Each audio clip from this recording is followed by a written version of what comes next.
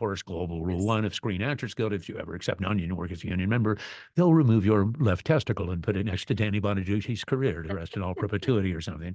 Let's talk about one thing that the US people wouldn't understand as much is, now forgive me if I'm wrong on this, but I'm pretty sure I'm right on this.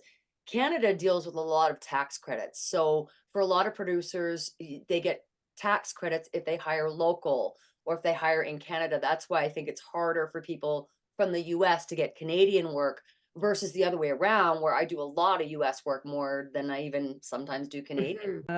And to be honest, I noticed that it's been a trend lately for a lot of US agencies to come to Toronto. I've been doing a lot more work because our dollar, number Yeah. one, that's been the major reason is, and also non-union talent tends to be a little bit cheaper than it is in the US. Well, sometimes too, it's more flexible just in the context that it's like, okay, just well, that's going to take an extra 15, but well, that's going to be, an extra 186.42 or whatever it is.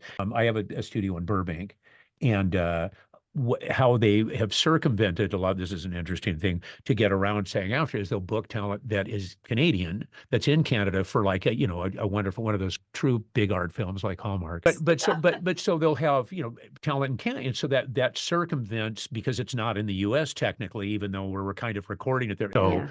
but sometimes sometimes it's easier to book non-union. I always tell people, even with the union, I think that's what a lot of people want to aspire to get to and to be in the union and stuff. But of course, global rule one of Screen Actors Guild, if you ever accept non-union work as a union member, they'll remove your left testicle and put it next to Danny Bonaduce's career to rest in all perpetuity or something.